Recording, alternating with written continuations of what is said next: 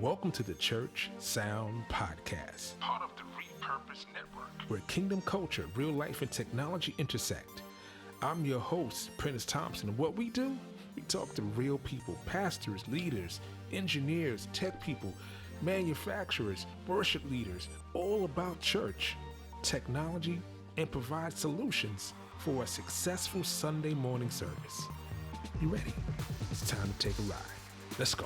Yes, and welcome to another edition of the Church Sound Podcast. I love when you guys applaud, even though I created it myself. You guys make me feel so amazing. Welcome aboard. My name is Prentiss Thompson. This is the Church Sound Podcast, and what we do, we talk about church in a very real and concise way from a technical perspective, real life technology, and everything that goes in between. And we're going to talk about something personal today. So before we get started, make sure you like, subscribe, review, make sure you share the show, and make sure that you go to the YouTube channels. There are two. This Repurpose Network channel, and there is the Church Sound Podcast channel. Go there, make sure you subscribe, and hit the notification bell. So this way you get everything that you need to get when it happens. If you're looking for other podcasts that are just outside of the tech world, meaning for relationships, empty nesters, technology, pop culture, real estate, inspiration, go to repurposenetwork.com. Link is in the bio, and make sure that you go there. It's a lot of shows there, man. It's about 9 shows there, and very, very excited to be a part of the Repurpose Network. So today I am going to get a bit personal. And the reason why I'm doing this is because I really want churches, especially white churches, to really kind of understand the dynamic of having a person of color on staff. This is kind of what I went through that I'd like to share and kind of put a caveat in. So this way other churches don't make the same mistake. And then if you are looking, make sure that your culture is in the right place. So what do I mean by that? And what is my experience? So I currently live in Columbia, South Carolina, and I grew up in New York City. I'm a guy from Harlem, a guy from the Bronx. Pretty much lived there majority of my life. Lived in Virginia for about 6 years, but I'm a well-traveled guy. I've toured the world as a musician, as a DJ. I've been around the world. I've produced records. I've been on records. I've mixed records. I'm a multimedia professional, meaning that I speak about I'm a public speaker that speaks about multimedia. I train churches. I trained staff at one of the largest photo store in the world, B&H Photo. I was their audio trainer for about 8 years. And so I live this. I'm a front of house engineer for close to 20 years. And I've mixed stadiums to storefront churches and everywhere in between. So I'm well learned. I understand how to do it. It is an innate gift that I've sharpened. I know what I'm doing. I get it. Some people just, I'm not blowing my own horn. I'm just trying to qualify everything that I'm going to be telling you about my experience. Now, I moved down here almost 2 years ago. When we arrived, I was not looking to work at a church. When I left New York City, I was mixing at my home church, and I was mixing at a church. I'm not going to name names, but I was mixing at a very big church for their East Coast campus for about going on 5 years, where I would come in with my crew. We we build the system. We do sound check. We It was definitely a tent, and in the tent service. I mean, like a permanent, temporary setup where we would set up in a movie theater of all things, set up in a movie theater and build it, shut it down, and pack it up, repeat, wash, rinse, repeat next Sunday. So I did this for years. Aside from mixing for a plethora of other churches. So I'm well learned. I'm a front of house engineer. I'm also a recording engineer and a mix engineer, meaning that mixed records engineer. I've mixed hundreds of records. This is the best way to put it. I've mixed hundreds of records. I know what I'm doing. I get it. I understand it. I'm a student and I'm always looking to learn. So, long story short, a church in the South Carolina, I'm not going to name the church, but they were looking for a tech director. They created a position for a tech director. Church is a huge church, two sanctuaries. They had a traditional sanctuary and a contemporary sanctuary. I was over the traditional sanctuary, went through the hiring process, got through that, and was hired. Now, the crazy thing is that this is probably the second time this has happened to me. No, it's not the second time. This is kind of my life when I think about it. But at church is the first time this happened to me, where I was the only person of color on staff that wasn't a janitor. I'll let that sink in. I was the only person of color that wasn't a janitor. I mean, maintenance person. And it's no knock. I'm not trying to say that. I want you to try to get a true picture. The church is not a multicultural church. They don't promote themselves as a multicultural church. They are a Southern Baptist white church. Okay. So I'm the only person of color on staff. Most of the staff was great. But there were certain things, because they were not used to being around a person of color, they were getting a little too comfortable, is the best way to say it. Politically, talking about wokeness in the middle of meetings, I can go on and on. Not wanting to be challenged. I was an executive so that I could hire, fire. I had a budget, all of those things. Okay. Now, what I ran into was racism. That's the best way for me to label it. And racism in the sense that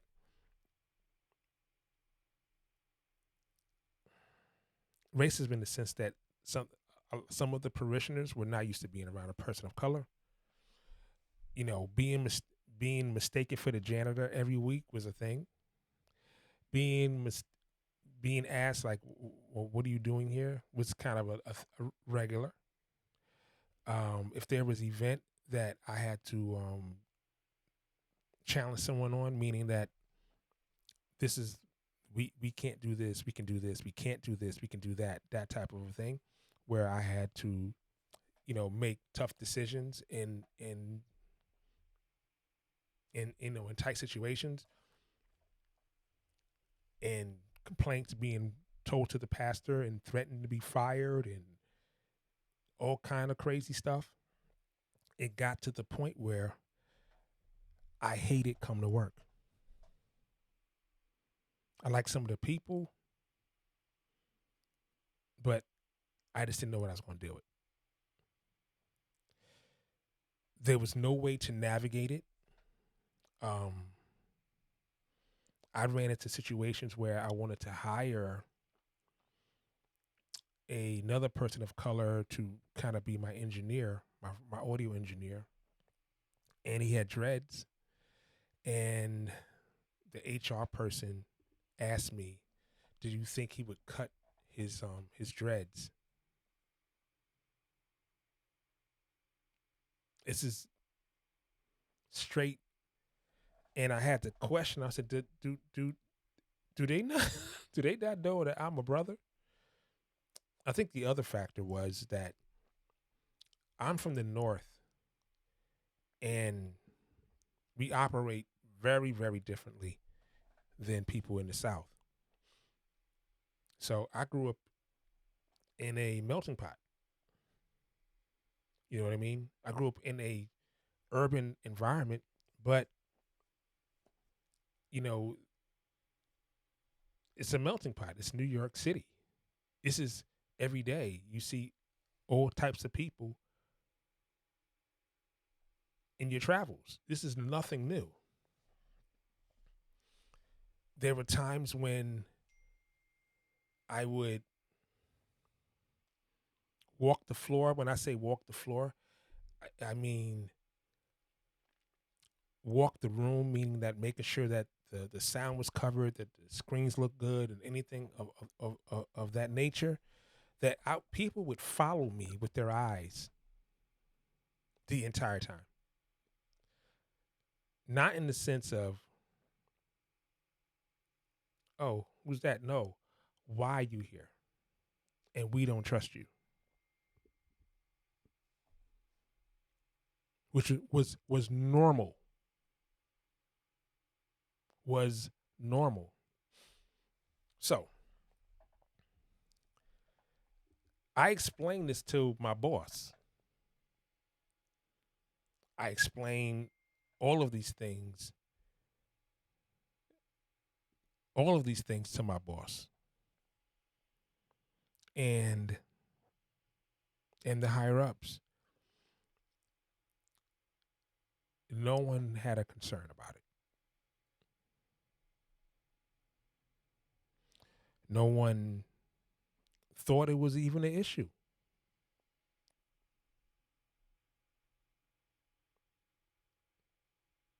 I'm gonna let that sit for a minute. No one thought it was an issue. No one, none of the leadership ever came to me and said, "Hey, how you doing? I know that this is an all white congregation. Have you run into any issues?" I would tell some of the younger pastors that worked there, they would get it.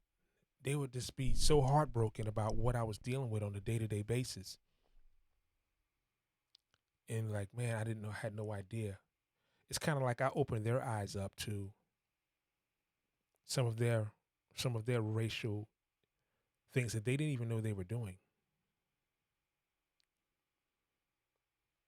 So you're probably asking, why am I saying this? I'm saying this from a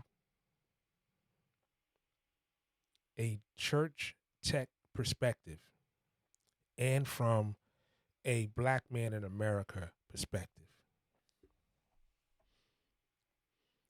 I've worked in organizations where I was the only black person in a company or in a department. I have never run into that outside of church.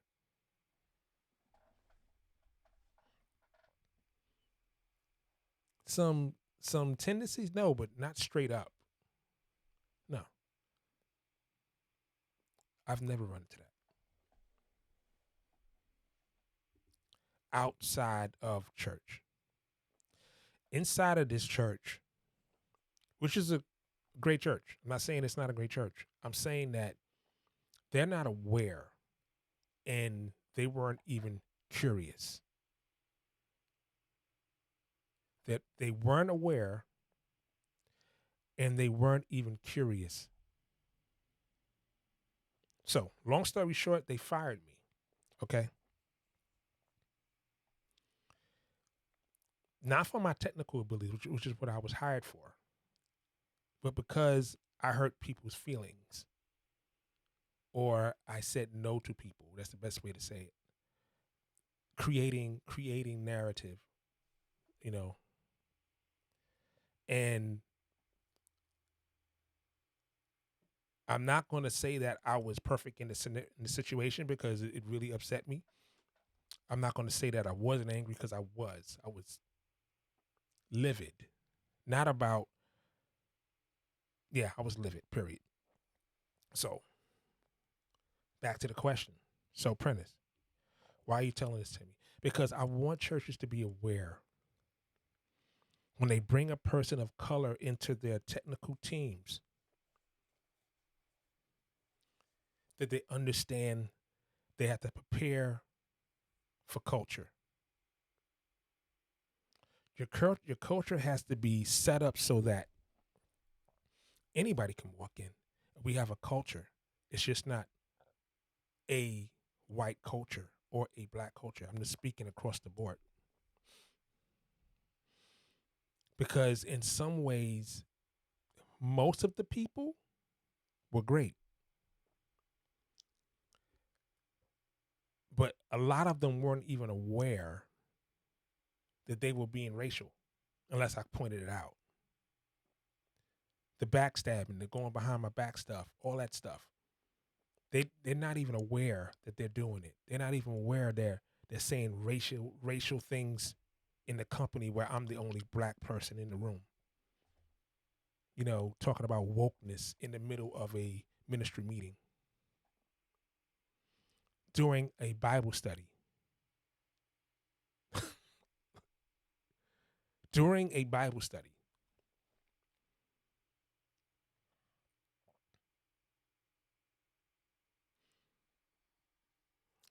Being told that I have to appease a person because I hurt their feelings because I told them what I wasn't going to do and what wasn't possible. So they have to have a whole meeting and create a whole thing for them so they can feel comfortable to deal with me. And then that person come talk in my face and be smiling and all this type of stuff. And me being sharing these things with my immediate supervisor and him not even caring enough to ask how I was doing. Or HR. So I'm saying this because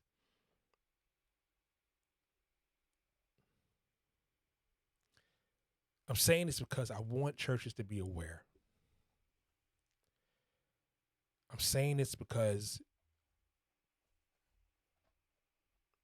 if you're going to bring a person on staff that's not from your culture, you should make sure that they're okay.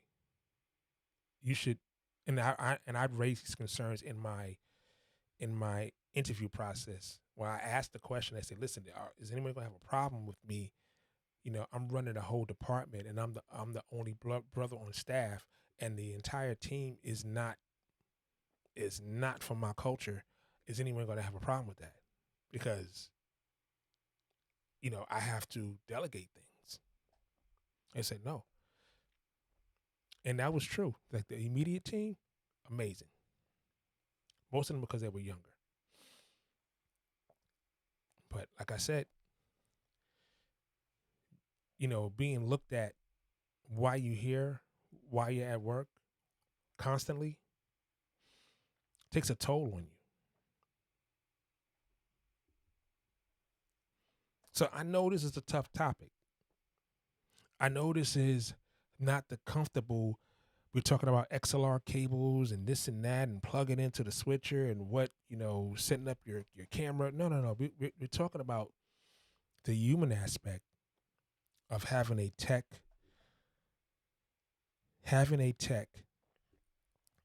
from another culture part of your team. So let me tell you the good stuff. So while I was working at this church, my wife was attending another church, and she would visit the church I worked at every now and then, especially when I started having issues, and she would come just to kind of make them feel better about themselves, which is a whole other thing I don't want to talk about. So she started attending this church, and I really liked it. And it is a true multicultural church. True multicultural church with a translator with for Spanish with a true balance of what heaven will really look like, where we're all working together from different cultures and no one has an issue. This past Sunday, um, I joined their media team, and I'll get into the details of that on my next episode because I'm going to kind of go through the process of intake, which I think is important for churches to understand. But I I didn't walk away feeling weird or out of place or why you here and you don't belong here.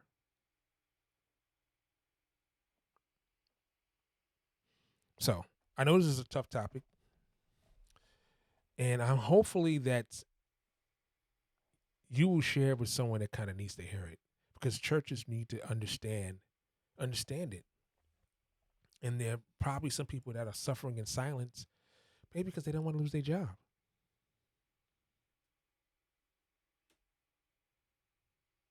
Maybe because they just don't want to lose their job. I've had a few brothers that work at all white churches that have had similar experiences, some worse, because they were in the pastoral area of the church. Their stories are worse than mine because they had parishioners that didn't even listen to them because they were black. Forget being a Christian. Forget breaking down the Word of God. Forget speaking from their own experience. Bring it. No. You're black, and we're not listening to you. Not only that, we're leaving because you're black.